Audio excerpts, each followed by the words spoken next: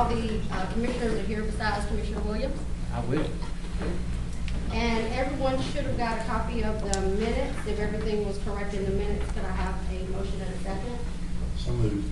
Second. All in favor? Aye. Any opposed? We're gonna move on to the official action, Resolution 1336, adopting rules and regulations for the gas division of Knoxville Utilities Board, providing for the efficient use, operation, and management of the gas systems, thereby replacing the existing rules and regulations of the gas division. Well said. I couldn't say better myself. I'll remind you that we have rules and regulations for each of our operating divisions, and from time to time we look at those to see if they need to be updated or any clarification is needed. You have before you a resolution today to approve changes to the gas rules and regs, and I'll recognize Mark Walker to explain the changes to you. Commissioners, prior to your consideration of Resolution 1336, I'd like to take just a few moments and review for you the rules and regulations document itself, and then we'll transition and talk about the proposed changes as well. And Commissioners, as you may recall, as Ms. Rhodes stated, each of our 4 utility systems operates under a set of rules and regulations that have been adopted by the board, and the authority for the board comes from our segment of the city charter. The gas rules and regulations themselves include general policies and practices that are designed to help assure the safe and efficient use and operation of the natural gas system. Among other things, those policies provide for initiation of service for our residential, commercial, governmental, and industrial customers. They also provide for connections to the gas system as well. There's policies that recognize there may be situations where we need to interrupt or restrict gas service based on certain conditions. And there's also policies related to the construction or extensions of the gas system. As an example, with respect to the policy for the construction of the gas system, the policy and the rules and regulations stipulates that only certain persons can work on the natural gas system, being qualified KUB employees or gas system contractors that have been pre-approved by KUB. In like manner, the materials or types of materials used in the construction of the gas system, whether it be pipe, valves, or fittings, has to be pre-approved by KUB in accordance with our standards and specifications. And all of that, again, is designed to help ensure the integrity of the system, the safety of the system for those who operate it, and for those who use it, namely our customers. In addition to policies and practices, there's also several authorizations within the gas rules and regulations where the board has delegated authority to the president and CEO. For example, there's authorization to establish service procedures for the gas system, which basically are used to implement the rules and regulations and provide for the day-to-day operation of the gas system. It's a much larger document than what you had before you for the rules and regulations. It's roughly twice the size because it has a lot of details about how those policies are to be implemented. So just a high-level overview of the rules and regulations document itself. And now let's talk about what's changing. And again, as Ms. Rhodes stated, periodically we do review all of our rules and regulations to see if any changes are needed to improve the readability of the document, to provide greater clarity, to make sure that they're a fair representation of what's actually going out into the field, each and every day.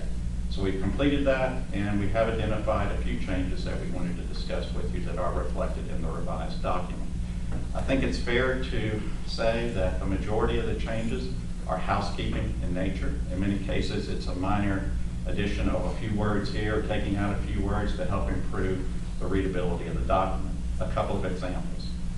One of those is the definition of premises in the rules and regulations. We modified it, expanded it to recognize that there may be structures or property that is unoccupied that we may need to access for various reasons, such as reading a meter or to repair or replace a component of the gas system. So again, just strengthening the document, recognizing that there's other situations out there. We also inserted the terms user and owner in several places in the document to recognize that there are persons that we may be dealing with on a gas system matter other than just a customer. For example, it may be a landlord or just somebody who owns the structure and the tenant is the actual customer. So again, inserting some terminology to help strengthen the document and, and recognize all types of various situations that we deal with. You can see that we also built into the rules and regulations a portion of state law that requires that anyone who's going to excavate, that they need to, prior to the excavation, have the underground utilities in the area appropriately marked. And there is Tennessee state law through the 811 legislation, the Underground Damage Prevention Act. There is a system that they go through, used to be known as Tennessee One Call, where you call and have somebody come out and locate the utilities before you excavate. That's been a long-standing practice, but we felt it was good to reflect that in the actual rules and regulations themselves. So nothing new in the field, but we wanted to put it into the document. And then also, the board is aware that from time to time, we deliver notices to our customers, typically in the form of a door hanger notice, letting them know of an event affecting their utility service. It may be something such as you haven't paid your bill, so it is a shut off for non-pay notice that if you don't pay in the next couple of days. There is a section in the rules and regulations that where we access the premises of a customer or property owner for various reasons. And we just wanted again to strengthen it to add delivery of notices to that list of purposes that we may access the premises. And then finally, we, in our review, noted several provisions where we felt we needed to strengthen the language or add clarity regarding KUB's role as far as operating, maintaining, repairing, and replacing the gas system and components of the gas system. Specifically, we wanted to make it abundantly clear that regardless of where the gas system component is located, whether it's public right-of-way or whether it's private property, it is our role to make sure it's working appropriately, so operating, maintaining, repairing, and replacing. So there was a couple of provisions that we added some language and struck some language to make that abundantly clear. And that really is a summary of the proposed changes. For the most part, again, they're housekeeping in nature, and we wanted to make sure, again, every few years that we true them up, so to speak, and make sure that they're the strongest document that we can have for the gas system in this case. Are there any questions about the proposed edits or changes? Okay, if there's not any questions, I want to request a motion and a second on resolution 1336 on first and final reading. Oh, I'm sorry. Who's Yes, the sir. question? Is that responsibility up to the meter? It is, and including the meter. Beyond the meter, what we call a fuel line that would go into a customer's house, and then inside the house connecting to the appliances, that's a responsibility of the customer or the property owner. Up to the meter is correct. No, wait a little bit. Do you have another question? Okay, do we have anyone who wants to speak on this? Mr. Coley, could you please call roll? Yes, Commissioner Anderson, Aye. Commissioner Hamilton, Aye. Commissioner Herbert, Aye. Commissioner Pennell, Aye. Commissioner Thompson, Aye. Commissioner Warden. Aye. Resolution 1336 is passed. We want to move on to the president's report. Yeah, Commissioners, I'll remind you, each year this time we come to you with a winter weather report. Operationally, we prepare for the winter in preparing for outages and other things, but the winter weather also has an impact on our customers with regard to bills and other things. We have some really good news this winter for what we think is going to happen with customers' bills, in large part related to what we're going to have to pay for energy. So I'll recognize Jamie Davis for that report. Good afternoon, Commissioners. It's hard to believe we're going to be talking about winter when we've had 70-degree temperatures this week, but nonetheless, the calendar says winter's right around the corner. And as Ms. Rose just stated, we do believe we have good news as we do step into this winter as it relates both to the supply and our preparations for winter and as it relates to our customer bills. To kind of give you an overview, again, from a supply perspective, we have a very reliable source of supply entering into this winter, and we'll talk a little bit more about that detail. From a system perspective, we're ready. There's really no capacity issues or constraints to speak of that would prevent us from helping meet our customer demands on those coldest of days. From a cost perspective, wholesale natural gas costs nationwide continue to decrease, and that's a good thing for our customers, and ultimately that's what's filtering down to our bills, and we'll talk a little bit more about that in detail. But before we start there, we really want to take a look at the governance around how we purchase and transport natural gas into Knoxville. That's governed by Resolution 970. And in the shortest of terms up here, there's a lot of words, but in the shortest of terms, the board has retained some rights as far as it relates to the contracting of those natural gas transportation and purchase agreements. And some of that's been delegated to the president and CEO. For those contracts that are larger in nature and or last longer than 6 years, the board has retained that right. And then for other contracts that are smaller in term and or smaller in volume, the president and CEO has the right to enter into those.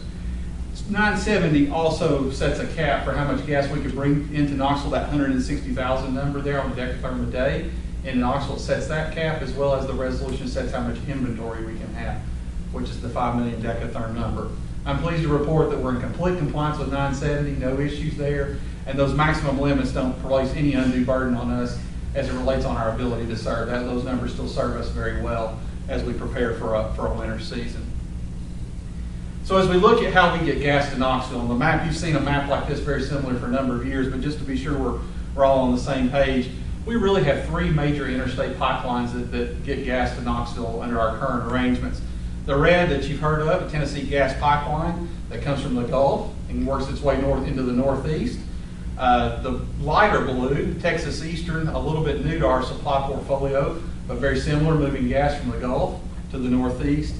And then East Tennessee Natural Gas, owned by Spectra Energy, moving gas from the west, as you see by the arrows, into Knoxville, and then going all the way up into the Tri-City area, into Virginia as well, with gas that will nowadays flow from the east to the west, thanks to the Appalachian shale gas. The reason we like to show that map is to show we're well positioned from both a diversity perspective and a flexibility perspective as far as getting gas into Knoxville. So as it relates to the contracting activities this year that are really kind of highlights, this time last year we were here talking about renegotiating the Tennessee Gas Pipeline and East Tennessee Natural Gas Pipeline contracts. The board gave us the authority to do that, and we entered into those, and we'll talk a little bit more about in detail, but those were transportation and storage contracts on those 2 pipelines. And also this year we entered into supply contracts with the suppliers you can see there on the screen with BP, ConocoPhillips, and Shell. So as we look at our portfolio getting ready to go into winter, you can see the supply arrangements on the left, the folks that we'll buy natural gas from and the amounts and where they'll be coming from. Those suppliers represent, again, a nice diverse mix of both Gulf suppliers from our west, Appalachian shale suppliers from I guess you would say, the Northeast. We mentioned it again last year, and you can't overstate it enough how big of a game changer in the gas industry from a cost perspective the Appalachian shale production has been. And that's really good, again, for us where we sit on the pipeline, because 1, it's a cost benefit, but 2, it's a flexibility perspective. And so you can see those contracts there along with the TGP and East Tennessee Natural Gas Storage. And on the right represent our total storage contracted amounts there for both of those 3. TGP storage more in the Gulf, and our East Tennessee storage up to the east of Knoxville in that regard. We won't use all these contracts on a given day. It really gives us flexibility to pull some of them on the coldest of days, help meet those peaking services, and others of those we'll use throughout the winter. So as we shift gears to thinking about what's important as we do enter into those contracts, one of the main components that we want to follow as we lock up contracts is to follow our hedging strategy. And that hedging strategy, you've heard about it for a number of years, but as you may recall, it really is to reduce the price volatility of natural gas in the wholesale market. We would like to, the purpose of that program, we'd like to give a price certainty as it relates to the commodity supply. So the goal of the program is to provide for that certainty and smooth out the peaks and valleys that sometimes can exist in the natural gas wholesale market. We hedge using our natural gas supply contracts that I've just mentioned. How that works is about every month we'll lock up a particular volume for a particular duration at a fixed price. It's as simple as that. We'll take delivery of that gas then whenever it's scheduled to come in. Those contracts generally are somewhere between 3 and 12 months. And any given month, we'd like to have 60% price certainty moving into that month. And then we'd leave about 40% to be in the market as far as whatever gas is going for right then and there. So as to evaluate the hedge program, you can kind of see it with ours being the blue line. We believe that our hedge program is indeed achieving its goals, as you kind of see that smoother blue line going across the screen back from January 13 and projected to January 16, compared to the green line, which represents the current, what the market price would have been at that particular point in time, thus smoothing out indeed those peaks and valleys of the natural gas market. Any questions on that? our contracts or kind of the market in that regard. So as we do take a look forward to winter bills, it goes without saying that usage continues to be the key driver of what a customer's bill is going to be. And as we project our bills, we project on what we would call a normal winter. And you've heard us use that term before. We don't want to try to predict whether this is going to be colder or whether it'll be warmer. But by and large, East Tennessee has benefited from a temperature perspective from less than cold normal winters. Now that's hard to understand right now because the last 2 winters have been very cold. Those are 2 out of 3 in the last 25 years that have been colder than normal.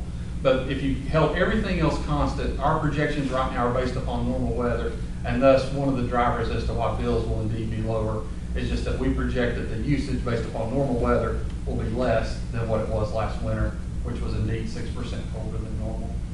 Other factors that will impact our bill projections will be our Century 2 rate increases, and which are in effect right now, as well as the negotiated rates of the transportation pipelines from Tennessee and East Tennessee, and we're very pleased about that. Speaking of which, we project that that's going to save our customers about $4 million annually, and we're really excited about that. That is a good thing. Those contracts were negotiated last fall, like I mentioned. They're in effect now. They started November the 1st, and they'll run through October of 2020. They'll save us, again, $4 million a year, and on a per customer basis on average for a residential customer, about $2. So for their November consumption, they should start seeing that reduction in rate on their December bills. And again, we believe that to be a good thing.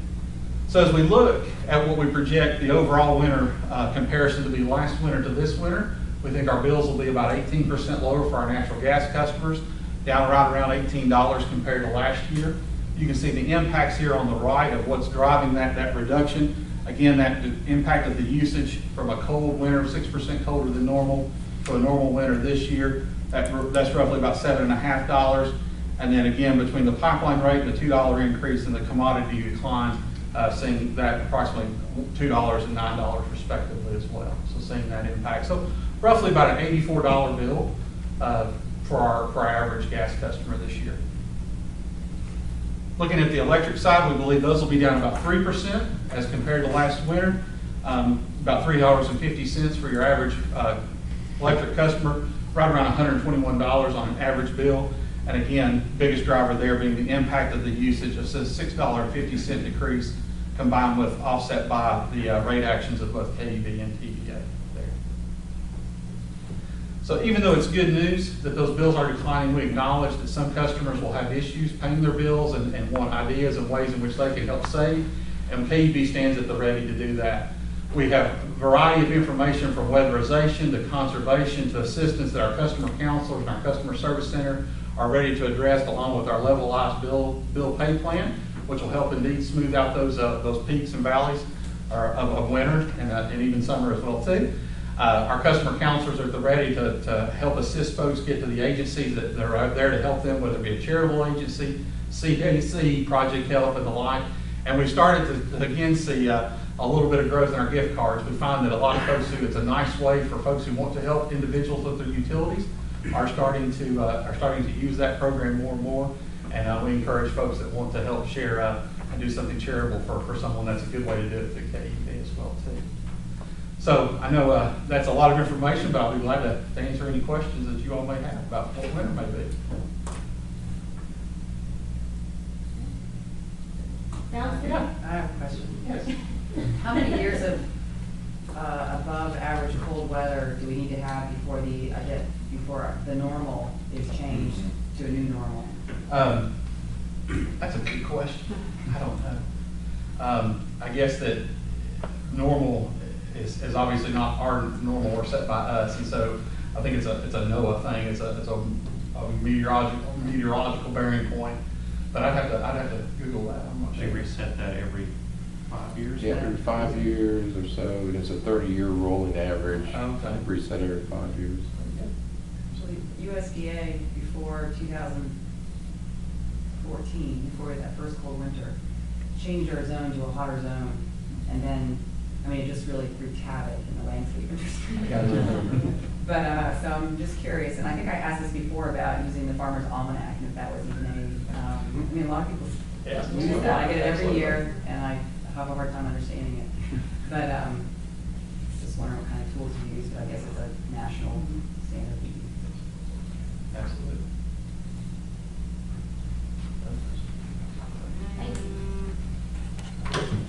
Commissioners, some more on the gas business. I'll recognize Brooke Sinclair, who's our manager of safety, security, and technical services, to give you our operational update on the gas division. Thank you, Ms. Roach. Commissioners, I'm going to have a little bit different story this month talking about our natural gas system than what you heard with our wastewater system last month. So when we talk about wastewater, we're really looking all about Century 2, all about replacing aging piping. Natural gas, a little bit different story. Most of our piping is 1950s and newer, but where we differ is really more heavily regulated industry than what we see from a wastewater perspective. In the past, when we first came out with federal regulations in the early 1970s, it was all very prescriptive. Thou shall do this type of survey at this time within this many months, and everybody across the country had to do it exactly the same way.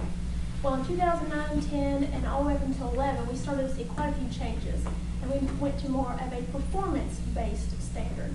That was good news for a company like KUB because we were already doing a lot of those performance-based standards anyway. We were hitting and making sure that we met those minimum federal safety standards, but we were going well beyond that in many cases, which you could see in our blueprint as we put that meeting or exceeding regulatory standards in there. So I'm going to kind of talk you through our wastewater, I'm talking through our natural gas system, and you'll see a difference here than what you saw last month, but we're in great shape. You heard about the new peak demand days. I've got some numbers on that I'll show you from the last couple of years, and you'll see how we operate our natural gas system. So just a quick update on our South Loop project. I think 2 months ago, Josh Johnson from our Gas Systems Engineering came down and gave you an update on where we were, and we were close to being finished at that time. We were able to meet the deadline of October 31st, and at this point, we're able to bring gas from our Topside Road gate station all the way through all these pipe alignments, which we went through some cross-country, a little bit of residential, and made our way to the UT steam plant here. This is the metering skid. We're at this point awaiting UT to finish their piping, where they'll pipe up to this location so that we can provide them that redundant service that they've requested. Now, certainly, we're still providing gas to them through this 6-inch pipe here, but this gives them some additional redundancy and more pressure in their system to run their new boilers and turbines. It did a lot for KUB as well. We're able to have some redundancy in our system, some operational flexibility. When we do have those cold days and it taxes our system, we rebound well already. This is going to give us some more flexibility even to do that and meet some future demands. So just to give you an overview of our system, we have about 98,000 customers, and we serve the Knox County service territory. This is the East Tennessee pipeline that you see here in green, and that's how we're getting gas to our 3 gate stations. That's what these little yellow dots are here. And then we push gas out to this dark brown line. That will be what we would call our North Loop, to our Knox lateral, and then now you see the South Loop coming in to give us that true inner loop that we've just never had in the past. That gives us the ability to backfeed here, and then also push more gas out to all of our distribution system that you see in the light brown. Last February, actually February 19th, we had a new peak day demand, and that was where we are on that day. A little over 136,000 decatherms on that day. Previously, which was the January before that, so this was 2015, January 2014, we had a new peak day demand, and that was 133,000. In both cases, we did very well. We managed our system well, we were able to serve our customers, but just with the addition of this South Loop, it's going to really allow us to run our system a little bit lower pressures and still provide all the gas that we need in hopes of that future demand coming on in years to come. So I talked a little bit about the regulatory climate for the natural gas industry. We have these minimum federal safety standards that the Pipeline and Hazardous Materials Safety Administration, or we call it PHMSA for short, puts out there. There's a state agency, the Tennessee Regulatory Authority, that actually administers those federal rules. So in years past, it was all about meeting that minimum federal safety standard. In 2011, DIMP became effective, and that was all about a Distribution Integrity Management Program. That's a lot of words. Really, what does that mean? Well, this framework is really the framework that it's built upon. So for KUB and Century 2, We were doing a lot of these assessments, understanding our risk, knowing our system. We were doing this right from the get-go. So let me give you some ways that we do that and have implemented this framework into our already normal business. One, know your system. So if you are in Arizona or in Pennsylvania or in East Tennessee, we all have different systems and we all have different requirements and life that we live in, whether your weather and your frost line is 2 feet deep, 3 feet deep in Pennsylvania, or if you're in Arizona and you have some really dry climates, or you could be over in California where they have mudslides and earthquakes. We don't really have those issues here in East Tennessee. So we look at our system and say, what kind of piping do we have? What are our materials that we have? And how do things affect us? And that's how we identify the risk. We're not just looking at actual risk, what has happened to us in the past. We're also looking at potentials. So in West Tennessee, where they have this little grub that likes to eat their plastic pipe, we don't have that problem. But when an advisory bulletin comes out that says in West Tennessee there's this little grub that eats plastic pipe, we take serious note of that because we have plastic pipe. Again, not an issue for us. I've seen pictures of it, and it's a real thing that's there, just not something for KUB. So we identify and rank our priorities. We're not doing the same thing that these other utilities may or may not be doing. We're focused on evaluating and ranking our priorities because we need to identify and implement measures. And when we talk about measures, we mean corrective actions. It's not just replacement. It could be additional surveys, additional data collection, operating our system a different way. There's all these other things we can do beyond just replacement to increase the useful life of our pipe. Then we measure and evaluate performance for effectiveness. So we have metrics in place similar to what we've always had in Century 2, but it's more than just how many miles of pipe have we replaced. We look at other metrics to see, did our leak numbers go down? Do we have new leaks in those areas? Do we have cathodic protection issues, meaning coating on our pipe issues? There's other things that we can evaluate and assess there. And then it's all about making improvements and then reporting those results as necessary up to our executive staff. And we do that monthly, as well as every 6 months we have a much larger report. So this DEMP program is sort of the basis for everything we do, and we sort of tied Century 2 up underneath it.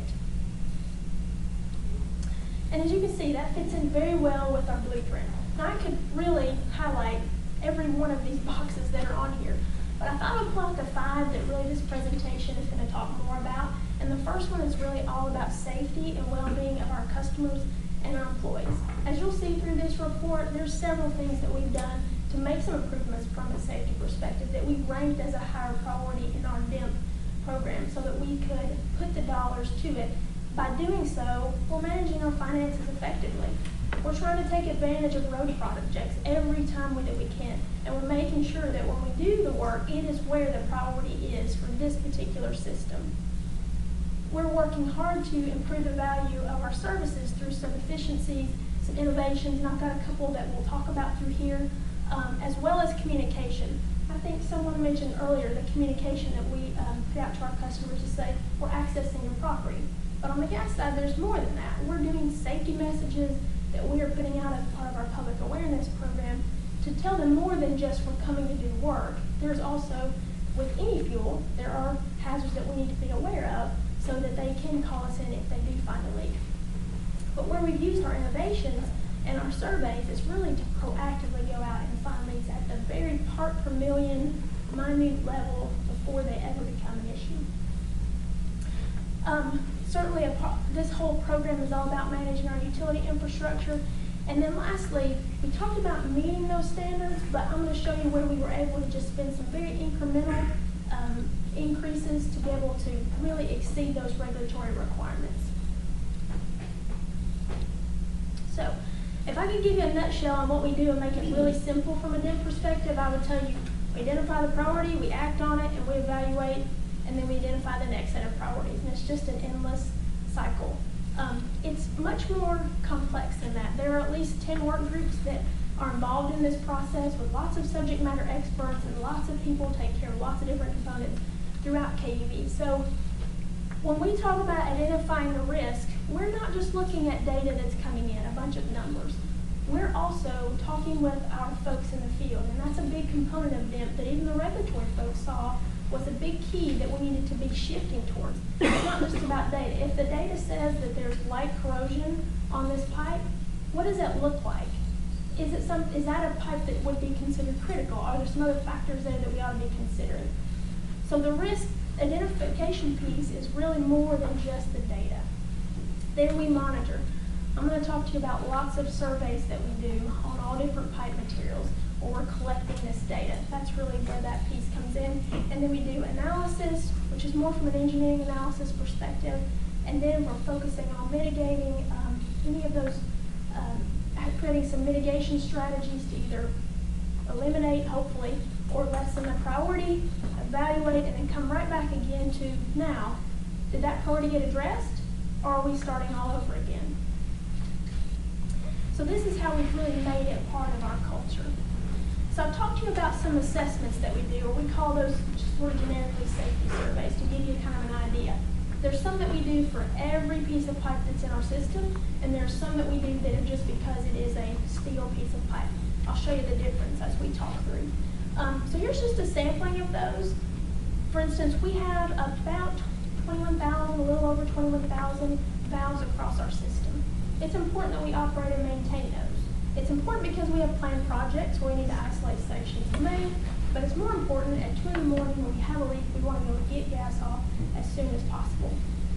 We can do it without valves, but this is a much quicker resolution and a much safer resolution for our folks in the field. Another thing that we do is called patrolling. There's different ways that we do it. One is we actually send an engineer in a helicopter to fly over our high pressure system once a year, twice a year actually. Well, if you've ever had to look down from a helicopter, it's not a very funny feeling, a great feeling in your stomach. So we've said, what can we do to not send that engineer up there so that they're not having to get helicopter sick on the way down? There's so many new things out there. GoPro cameras, $200, you can put a GoPro camera on the front of a helicopter, give them GPS coordinates and let them fly. So we're going to try a version of that coming up in the next few weeks, I think next week actually, and then we will see how the camera works. The beauty of the camera is, as he's trying to not get sick and look up, he might miss something. What's he looking for? Well, he's looking for things like dead vegetation for no other reason, or a developer is excavating any close to our easement. We want to stop that excavation activity. So he now has the ability to watch a screen and stop when he wants to stop it, as opposed to worrying about where the bag is. So next, some of the other things that we do is we verify components through excavations. What does that mean? Well, honestly, you're digging down at a location to see if there is an issue, collect some data, so on and so forth. Remember that grub that I talked about? Well, there were some other issues in Arizona, super arid conditions. They were having some blistering of pipe. Well, we had never heard of that before, so we targeted some areas, dug down to see if that type of pipe had any issues. That's not a problem here in East Tennessee. That gave us some comfort to say more than just, our data doesn't say anything, but we want to do some verification. So we'll do that periodically as well. And then the last one, and the most important one to talk about, is what we do from a proactive leak detection survey. This is one of our leak survey technicians here, and his leak survey truck. What this truck does is it literally drives over the main, and it's sniffing the whole time it's driving down to the part per million to tell us if we have a natural gas leak over those mains. We also have arms that are hard to see here, but they'll shoot out off to the side. If the main is not in the road, it'll shoot off to the side. He also walks every service line using his instrumentation. And in the past, we were pretty limited. We had 1 or 2 pieces of equipment, not much that we could do beyond that. Today, we have laser technology, where we can literally shoot all the way to a service line and a meter and determine if there's a gas leak, again, down to the part per million, well before anyone else would even smell it. So, pretty neat technology that we're seeing here. And just to expand upon that just a bit, speaking of meeting or exceeding regulatory standards, we feel that leak detection is one of the best things we can do from a proactive standpoint to make sure that we're capturing as many leaks as we can before the customer would.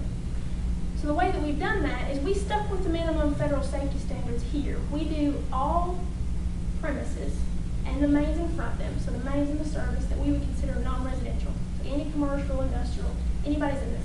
We're doing that leak survey annually. Residential, the minimum federal safety standard says do 20% of your system a year. We do 33%.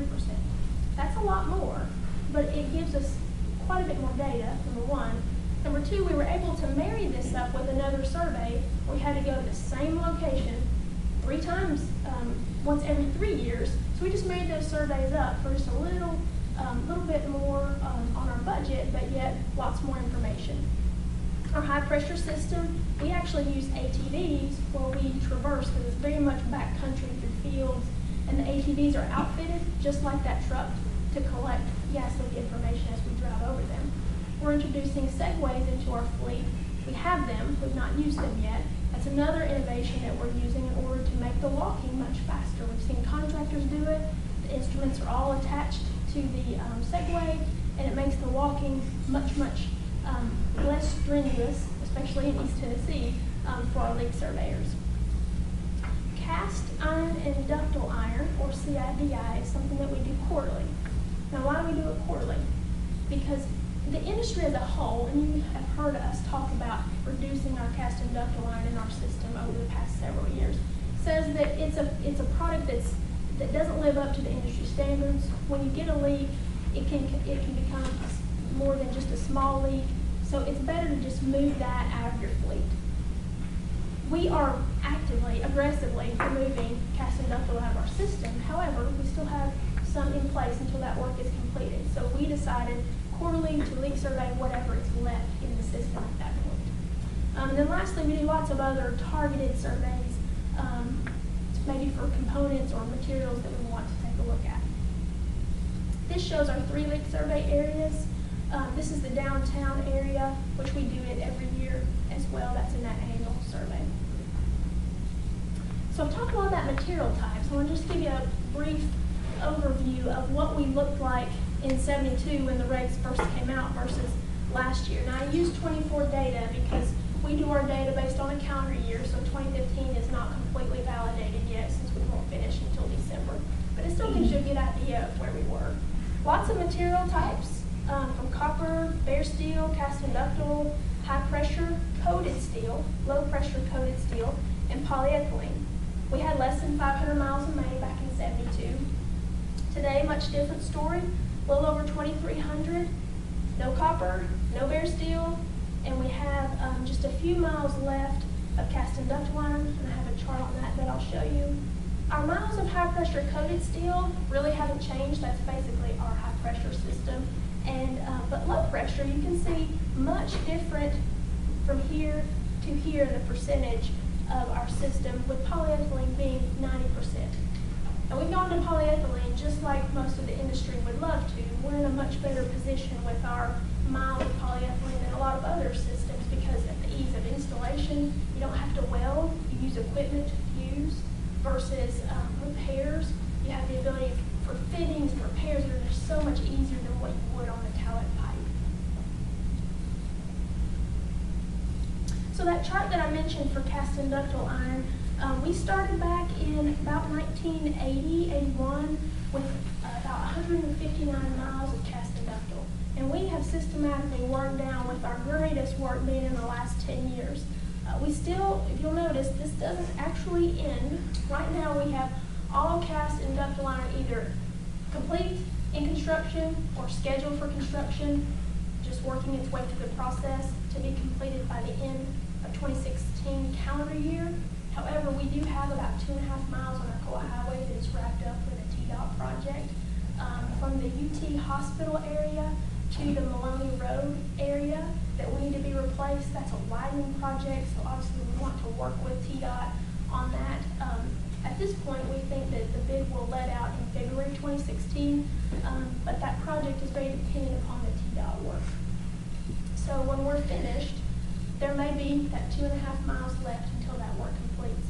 Now, the good thing is, in that area, we haven't had any leaks in several years, and the one leak that we did have was a very small pinhole leak that we were able to make an immediate repair on. We're still leak surveying that quarterly, and we will continue to leak survey it until we do finish that removal. So, talk a little bit about our steel pipe. We do a lot of work for 250 miles of steel pipe. So there's a lot of value from a financial standpoint to reduce that low pressure pipe as much as we can because of all the surveys that we're performing. So where is steel? Well, we have some steel services left, some steel mains on bridges, which you can see here. We have regulator stations and gate stations, and that's how we regulate gas flow through in our system. So we're going to continue to need steel, obviously, at our gate stations, our regulator stations, mains on bridges, and our high pressure system. But the rest of the mains and the services, we're working to work that out of our system. As you can see here, this is a pretty fancy articulating boom that we have to use in order to do that work. In this particular situation, we have every main that's on a bridge has to be looked at quarterly, just to make sure that the bridge hasn't moved. Because bridges are flexible, so if they move, they can move our pipe. These hangers can cause an issue, so we have to keep very close tabs on that every quarter. Well, we don't own these catwalks. Actually, KUB or someone else will. So there's a lot of fall protection that comes into play. So as much as we can get our folks off those bridges from underneath, we do. And we'll use this articulating boom, especially when we have to come back in and do some repainting or do a corrosion assessment, which is a very thorough assessment every 3 years.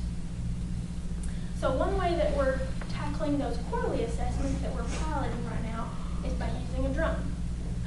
They're little, that we're flying underneath the bridges. This is just a quick picture. We get video, so the pictures aren't as great, but the video is very high quality. We're able to see at a pretty close level by zooming in really what we see in the hangars, any corrosion levels. We can tell a lot from the videos. Not every bridge is the same, but you can see this is the catwalk that our employees walk through. They use fall protection, and we are obviously compliant, but no one wants to go onto a 50-foot catwalk if we can avoid that. So we're trying to do that as much as we can and still collect the data that we need to collect. So talk a little about low pressure steel, low pressure coated steel, and what we are doing with it. That's really, as we've looked at our data and our priorities, that really is probably our number one priority from a replacement standpoint would be 2-inch steel. Now the steel itself looks really good shape, but there were two ways that we installed steel in our history. One was we would actually weld it, so the joints would be welded together, and as you know, a weld is very, very stronger than the pipe itself. But there were cases where we'd also have to couple them. So the pipe would be brought together, we would put a mechanical coupling on, it has gaskets with bolts. Over time, gaskets they can shrink, bolts can come loose.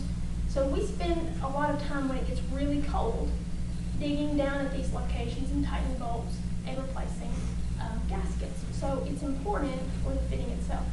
It's important that when we start looking at material type, age, size, does it have mechanical fittings or not, what's the pressure, that we looked and quickly found that 2-inch steel, it adds no value in our system from needing it to be steel. And really, we're spending a tremendous amount of time and effort to maintain it, dig down, we have to make those repairs. So why not just replace it?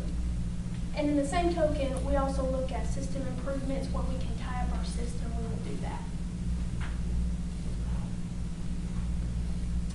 So there's some other enhancements and some other to our system as well as our documentation and knowledge that I want to just briefly hit on. And the first one is we conduct a lot of surveys, whether it's the ones that we talked about on all pipe, or there's several that we do for steel, such as we do lots of work for coating, because steel pipe is all about keeping the coating in place.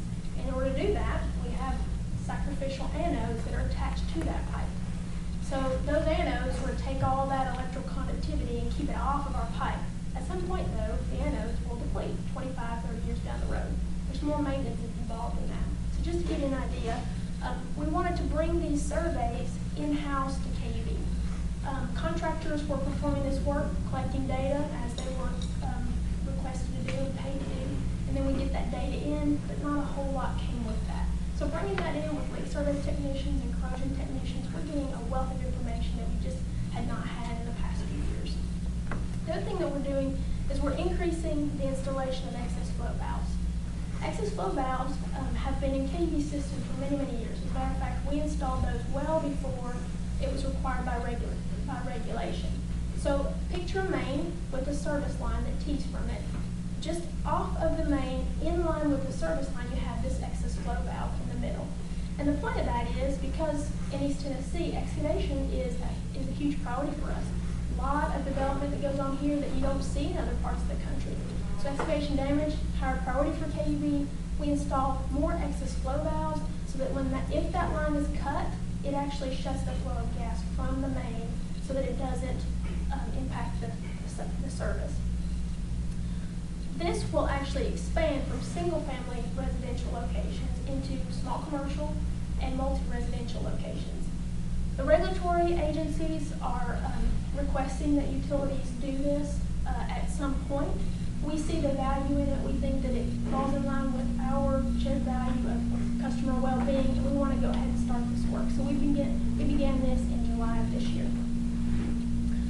We're conducting quite a few surveys on our high-pressure system, especially in our oldest areas. Still very good piping, very good condition, but corrosion is one of those things that happens over time depending upon the soil conditions.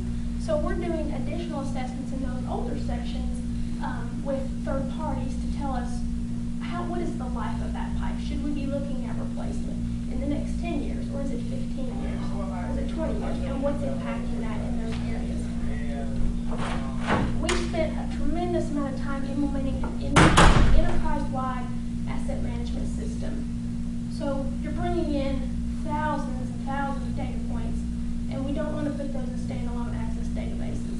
So we have a system called Maximo that's an IBM product where all that data is going, and it's an excellent system that helps us assimilate that data in ways that we can use to make decisions for our priorities. I've talked to you about lots of things we're doing to integrate technology, and then the last piece is really revising our standards and specifications. So you heard us talk about revising our rules and regulations. It's the same situation here where there's new materials, there's new things out there that we can build into those standards and specs that our crews and our contractors use to build our system.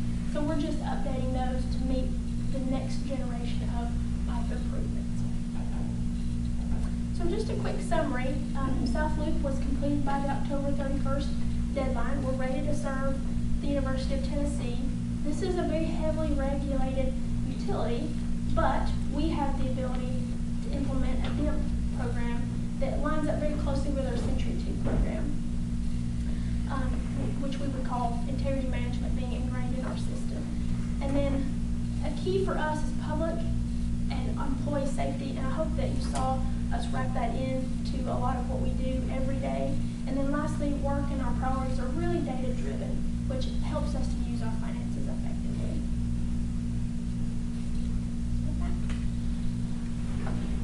Hey, Brooke, remind me, what did we, Mark, if it's more appropriate, budget in terms of growth for gas in our 5-year plan? It is nominal, and it ratchets up over time. I'm trying to remember the exact numbers. Do you recall, Jamie? It probably peaks at a couple thousand customers as we go out further in the 10-year plan. But more immediate, it's nominal, just in the hundreds, maybe up to 500 to 1,000. So a lot of our cost is just safety and maintenance of existing. Replacement of existing, yes, correct.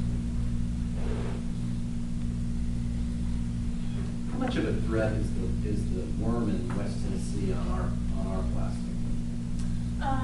We have seen no issues on our side, and they've had 2 occasions where that's happened. One, we don't think that growth is here. This is on polyethylene? And 2, they have a little bit different pipe than we have, a little bit different soils in West Tennessee than what you're going to see here. We continue to watch for it, but no one else is having that problem except for West Tennessee that we can find. Is that something that's indigenous to that area, or is it something that's migrating? Is it coming? We don't know. I think anything, whether it's fire ants or anything, can migrate. That's one of the reasons why we look at not just actual risks, but potential risks. So we have this matrix that we use to do all of our evaluations, and anything new potential risk, and that stays on the list, because things can change over time. You know, winters have gotten different, and they go in cycles, and so every 6 months when we're evaluating every one of those, and it's about an 8 font on 11 by 17 front and back, those are the things that at minimum we're evaluating. I have a question about the drone, use of the drone. I think it's a great technology. We see it in what we're doing as well. Do you contract somebody who flies drones, and do they know what to look for? And have you had somebody walk it and check it, and then the drone check it and see if it's, you know, determined, basically you're getting equal information so that, you know, you're actually eliminating risk and maybe identifying more? Yep, our procedure so far with drones has been, we do the survey just like we've done it, and we add the drone to it and comparing the two. For instance, we've recently used drones to look at and do inspections of our water tanks, so we can see the tops of them. And we have a technician, one of our technicians are with them to say what's important. It is a third party, it's extremely inexpensive to do that. It probably costs us more to stand there than it is for him to do it and use the drone. So ideally, we would like to have a set of standards that they would adhere to, and then we would get the videos, and there would be a cost savings for KUB if we were able to get to that point. Bridges, I think, are a little easier. Linear project, you want to see both sides, top, bottom, 4 flights. You know, we think we can do that, but we're piloting it to see how it works for us and the data that it brings us.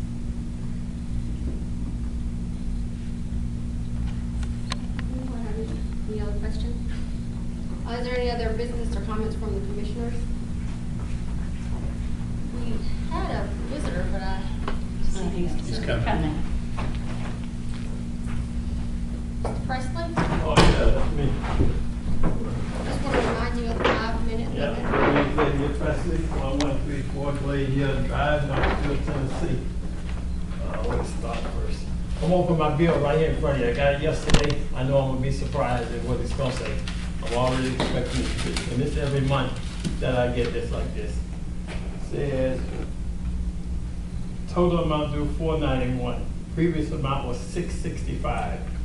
I mean, you got me down here for a late charge for utility, a late charge for water, you got a late charge for wastewater. Why couldn't we just have one charge for all of that? That's why I don't trust you guys. That's part of why I keep coming here complaining. Back in September, a black helicopter circled my house 3 times. I was able to see the 3 guys in the helicopter. I was thinking that since KUB had an FBI agent following me and coming to my house, I guess you put a helicopter up there now. I waved to the guys and then they flew away. You know, it's just, I told you before, well, I was gonna be out there with Donald Trump. I knew he was coming. Yeah, I was out there 5 hours, from 5 o'clock to 9:15. We had a good rally. We had a few hecklers trying to make us leave, we didn't leave. Then I even told him then, the word for the month is greed.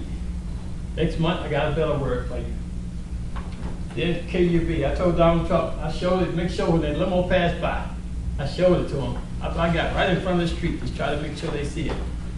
Then they got the other one, told Trump and you KUB, how much greed y'all is and how much of a scam y'all is to us. It's really sad. CAC has a lady called, her name was Jennifer. She taught us more about how to save utility than anybody from KUB, from anybody from TVA. I told TVA the same thing. If you people are trying to help us, then give us some ideas or give us some ways of trying to help. This lady sat up in a workshop and told us everything we can do to help ourselves. That's how good she was. I told TVA, told that guy, Bob, why don't you hire her to tell us these things? This lady told us that for an hour and a half at every workshop she did. And this lady told some simple stuff that you all are making money off of us instead of helping us. Same thing, I was in front of the MPC board last week, and I had this sign right in front of the mayor, Tim Burchett. For 20 minutes, he was sitting on the same row I had. He couldn't miss it. And I call his office, I call the other mayor's office all the time, and I'm gonna keep complaining until you stop trying to take advantage of us. That $8 utility, where they say you send us a pink slip. You charge us $8 to bring that to our house.